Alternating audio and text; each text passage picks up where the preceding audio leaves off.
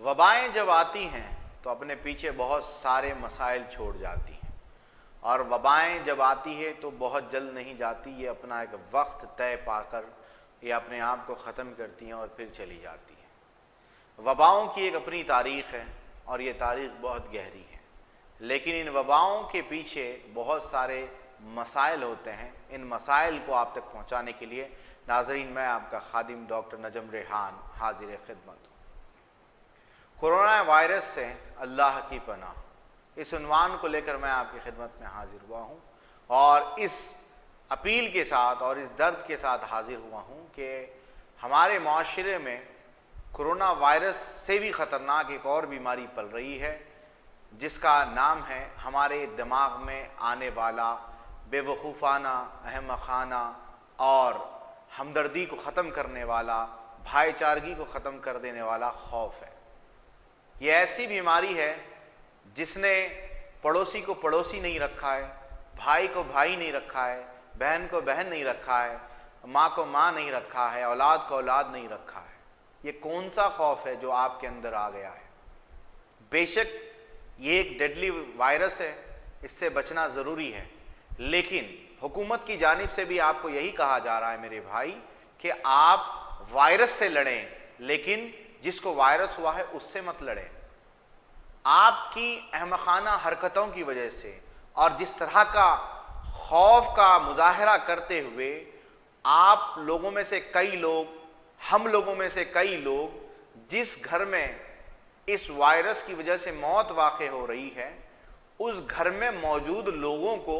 اس طرح کی نظر سے دیکھا جا رہا ہے، حتیٰ کہ ان کی طرف نظر اٹھا کر دیکھنے سے بھی گریز کیا جا رہا ہے۔ حتیٰ کہ ہمارا معاشرہ ایسا تھا، اللہ نے ہمیں یہ اس طرح کا ایک خوبصورت مذہب اسلام دیا تھا کہ مکہ مکرمہ میں جب اسلام آیا تو اللہ کے رسول صلی اللہ تعالیٰ علیہ وسلم آئے تو اللہ کے نبی کے آنے سے پہلے، اسلام کے آنے سے پہلے وہاں پر کیا رواج تھا؟ بچیوں کو زندہ دفنا دیا جاتا تھا۔ لیکن یہ اسلام کی خوبصورتی ہے کہ اسلام نے اس جلادی عمل سے جو ہے نا لوگوں کو روکا اور اس زمین کو پاک کیا۔ اور اسی طرح سے ہندوستان میں بھی ایک رسم ہوا کرتی تھی جس میں شوہر کے مرنے کے بعد اس کی بیوی کو اس کے ساتھ جلا دیا جاتا تھا، جس رسم کو خواجہ خواجگاں خواجہ ہند ولی نے جب آ کر ہندوستان میں اسلام لے کر آئے تو پھر وہ رسم ختم ہوئی۔ تو آپ سے میں یہی کہنا چاہتا ہوں کہ اسلام وہ خوبصورت مذہب ہے جس نے آپ کو سوسائٹی میں کس طرح رہنا ہے اور سوسائٹی کے کیا کیا آداب ہیں، آداب زندگی سے آپ کو اسلام نے آگاہ کرایا ہے۔ بے شک اس ڈیڈلی وائرس سے بچنے کے لیے آپ کو، ہم کو، سب کو مل کر جو ہے اس سے لڑنا ضروری ہے، لیکن لڑنے کا ایک طریقہ کار ہوتا ہے۔ وہ طریقہ کار کیا ہے؟ وہ طریقہ کار احادیث نبوی صلی اللہ تعالیٰ علیہ وآلہ وسلم میں موجود ہے۔ اللہ کے رسول صلی اللہ تعالیٰ علیہ وسلم نے ارشاد فرمایا پاکی آدھا ایمان ہے۔ کیا آج ہمیں اس بات کی ضرورت پڑنی چاہیے تھی کہ ہمیں یہ بتایا جائے کہ آپ اپنے آپ کو صاف رکھیں، اپنے آس پاس کو صاف رکھیں، جبکہ آپ کا تعلق اس مذہب سے ہے جس میں اس کے رسول صلی اللہ تعالیٰ علیہ وآلہ وسلم نے یہ بتا دیا تھا کہ پاکی آدھا ایمان ہے۔ کہیں ایسا نہ ہو میرے بھائی کہ آپ جو ہے یہ اس پاکی اور جو ہے نا جو حکم دیا گیا ہے پاکی کا، اس میں اتنا تجاوز کر جائے اور اس حد تک کا مظاہرہ کرے کہ آپ کورونا وائرس سے تو بچ جائے، لیکن کسی کی دلی تکلیف کا باعث بن کر جو ہے روز محشر جو ہے نا اس کے جواب دہ رہیں گے۔ اس کا خاص خیال رکھیں۔ آج کا ماحول ہم نے دیکھا، جس گھر میں موت واقع ہو رہی ہے اس گھر کے آس پاس کے لوگ جس طرح سے ان کے ساتھ برتاؤ کر رہے ہیں، اللہ کی پناہ ہو۔ کئی رپورٹس جو ہے اس کے اندر نیگیٹو بھی آئے ہیں، باوجود اس کے ایسا خوف لوگوں کے اندر آ گیا کہ جس خوف کے چلتے لوگوں نے بات کرنا تک جو ہے نا چھوڑ دیا۔ جس گھر میں موت واقع ہو جاتی ہے اس گھر میں رہنے والوں کے دل پر کیا گزر رہی ہوگی؟ وہ کسی کا شوہر تھا، کسی کا باپ تھا، کسی کی بیوی تھی، کسی کی بہن تھی، جس کے اوپر یہ غموں کا پہاڑ ٹوٹا ہے، اس کے ساتھ تو آپ کو اپنی مکمل حفاظت کے ساتھ ٹھہرنا تھا۔ آپ کو یہ چاہیے تھا کہ آپ یہ دیکھیں کہ ایسے اوقات میں جب آپ کسی کی مدد کریں گے، اور وہ مدد ضروری نہیں ہے کہ وہ مدد مالی ہو، ایک مدد یہ بھی ہوتی ہے جس کے اندر آپ جو ہے اسے دلاسا دیں گے، آپ اسے ہمت دیں گے، تو وہ آدمی جو ہے اس طرح کے مسائل میں جو دوچار ہے اس کو تھوڑی سی ہمت ملنے کے بعد وہ آدمی اس سے باہر آنے کی کوشش کرے گا۔ تو برائے مہربانی میں عوام سے یہ بھی گزارش کروں گا، ساتھ ہی ساتھ آپ دیکھ رہے ہوں گے کہ کیسز میں سب سے زیادہ کون لوگ ہیں، ان کیسز میں کون لوگ سب سے زیادہ مبتلا ہے۔ اب ماحول یہ ہو گیا ہے کہ بیڈز اویلیبل نہیں ہے اور آپ کو ایڈمیشن نہیں لیا جا رہا ہے، اس کے اندر بیڈز خالی نہیں ہے کہہ کر جو ہے ہاسپٹل کی گیٹ سے واپس بھیجا جا رہا ہے۔ تو میری آپ سے دبن گزارش ہے کہ آپ وہ نوبت ہی نہ لائے کہ آپ کو ہاسپٹل کی گیٹ پر جانا پڑے۔ آپ کے پاس ایک ایسا مذہب ہے جس پر آپ عمل کر رہے ہیں اور آپ اس مذہب کے پر بھرپور عمل کریں گے تو انشاءاللہ تعالی آپ آس پاس کے حصوں کو صاف رکھیں، اپنے آپ کو بھی صاف رکھیں، جو بتایا جا رہا ہے اس پر عمل کریں۔ اور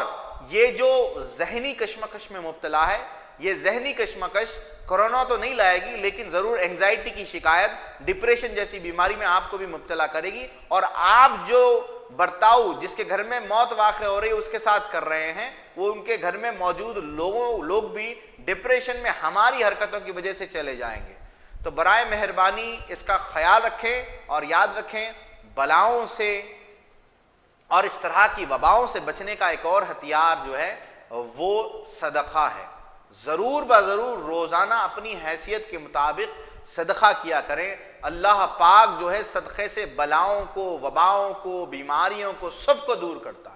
تو آپ اپنے زندگی میں اس کو اپنا روز کی عادت بنا لیں جب تک یہ پینڈیمک چل رہا ہے، اور یہ اتنا جلدی ختم ہونے والا نہیں ہے، ابھی بہت دور تک ہمیں جانا ہے۔ لیکن ایسے ماحول بن گیا ہے کہ نفسا نفسی کا جو ماحول قیامت میں دیکھنے کو ملنا چاہیے تھا وہ ماحول آج نظر آ رہا ہے۔ تو میرے بھائی اس طرح کی جو ہے بالکل ہٹ درمی کا مظاہرہ نہ کریں، اپنے آپ کی بھی حفاظت کریں، اور خدا را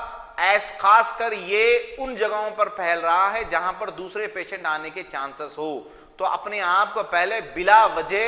جو ہے ڈاکٹروں کی زیارت کرنے سے اپنے آپ کو بچائیے گا، جب ضرورت ہو تو علاج کروائیے گا، ورنہ گھر پر بیٹھے ہوئے رہیے گا اور اپنے آپ کو حفاظت میں رکھیے گا، اور آس پاس کوئی شخص کو ضرورت ہے تو اس کی ضرورت کو پورا کریے گا۔ یہی سب سے بڑا صدقہ ہوگا، اور اللہ پاک اسی سے خوش ہو کر آپ کو اس بیماری سے بچا لے گا۔ تو لہٰذا بیماری سے لڑے، بیمار سے مت لڑیے گا، اور اپنے آپ کو محفوظ رکھیے گا، صدقہ دیتے رہیے گا، اور پکے مسلمان ہونے کا ثبوت دیجیے گا۔ اور جو ہے اسی کے ساتھ ساتھ جو ہے ایک ایسا مظاہرہ آج کے بعد ہم لوگ بتائیں کہ جو لوگ مشکل میں ہیں ان کو لگے کہ یہ قوم ایسی ہے جو مشکل میں رہنے والوں کی مدد کرتی ہے۔ تو اسی امید کے ساتھ میں آپ سے رخصتی لیتا ہوں۔ السلام علیکم رحمۃ اللہ وبرکاتہ۔ بے چشم شفا کیجیے، دور مرض گناہ کیجیے، مجھ پہ چشم شفا کیجیے، دور مرض گناہ کیجیے، مجھ پہ چشم شفا کیجیے۔